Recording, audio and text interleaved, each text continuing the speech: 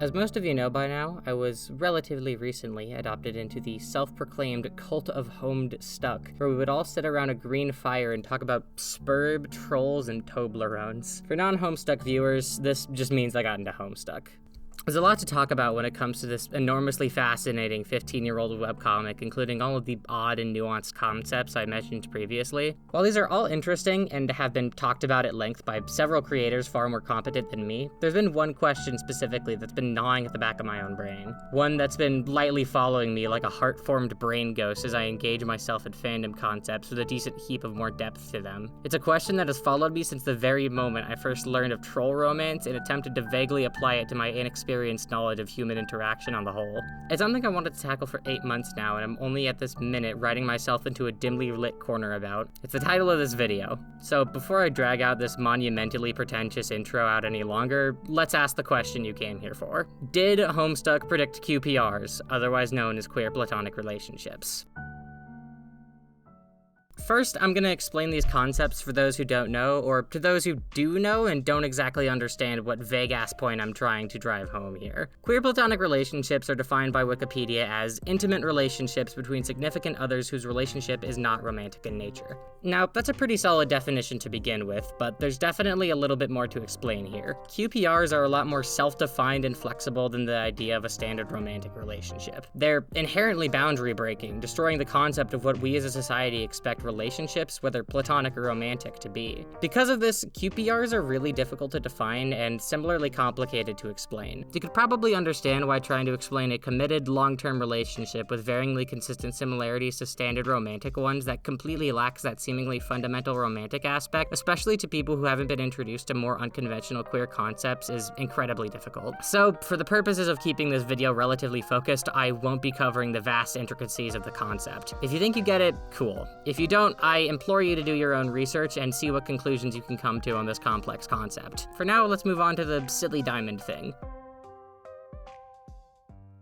On page 2392 of Homestuck, the reader is formally introduced to the concept of troll romance and is subsequently schooled on this unique interpretation of interpersonal relationships. There honestly is so much to talk about and cover with this system that just trying to explain the basics of it would almost certainly double this video's runtime. If you're interested, go read pages 2392 through 2406. For our purposes, however, we're only going to be discussing the pale quadrant of this system, also known as moral allegiance. Moirails are an interesting topic to think about just on a surface level. It's a relationship, yes, but a fairly explicitly non-romantic one. In comic, it's described as sort of a platonic soulmate that to many is difficult to discern from close relationships or romantic endeavors. However, with some pale relationships, the nature of the relationship is considerably apparent. The most obvious example of this, as well as the one literally used in the comic to initially describe pale pairings, is the relationship between mid-blood Nepeta Legion and high-blood Equius Zahak. Equius is a very strong and emotionally driven individual, frequently building robots just to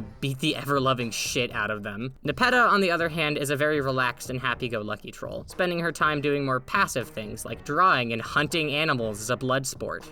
Normal things. Their pale relationship is defined as a sort of mutual care and protection, with Equius going out of his way to physically protect his Moirail, and Nepeta using her ship and emotional knowledge to keep Equius more mentally and emotionally protected. It's a really cute and fun dynamic that sadly doesn't get enough time to shine as they both really deserved. One thing, though, that is made abundantly clear during the time we did get, though, is that the relationship is not one of romantic interest. We see both of them express romantic feelings towards other trolls several times, but the specifically platonic kind of intimacy is a trait only shared by other pale pairings. So, with all of that out of the way, what does any of this have to do with QPRs?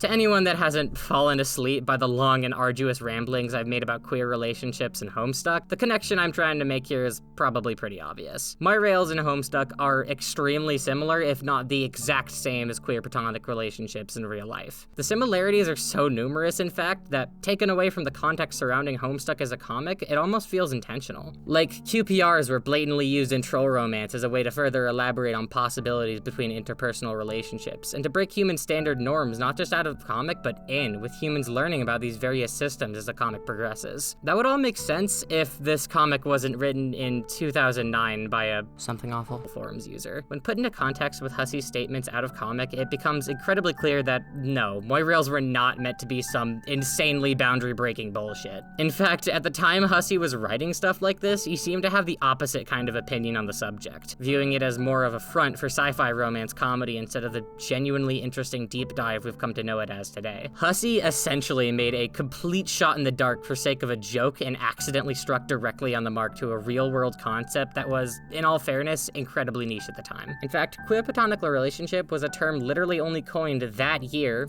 being 2010, by writers S.E. Cummings and Kaz. This shit was so unbelievably niche and underdeveloped that it is completely insane that Homestuck practically hit it right on the head first try. It wasn't perfect, mind you, it basically only exists as a concept and nothing more in universe, being elaborated on to a point but never fully developed into the human standard shattering concept it is in real life. QPRs, in contrast, have a giant load of weight attached to them, and practically need to be developed if talked about in full. It's honestly so weird to me that Homestuck as a whole constantly gets so close to hitting real-world deep concepts, but almost always grazes right by them, mostly due to lack of knowledge on the author's behalf. God, this comic is weird. So yeah, there you go. We can now fully answer the video title question of if Homestuck predicted QPRs or not. The answer?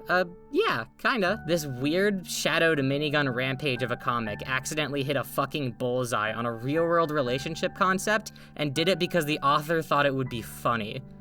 That is insane. Thank you for watching this video, and I hope even if not by much, you learned something new watching this. None of this is particularly new info, by the way. I'm pretty much just explaining a concept I thought of while reading that several other people before me have come to a similar conclusion on, but it was fun nonetheless. The Time Loop sequel is still being worked on, by the way. I've just been chipping at that one for a while now, so hopefully it'll come out relatively soon. That's all for this video. Goodbye, y'all! What's this? That deed.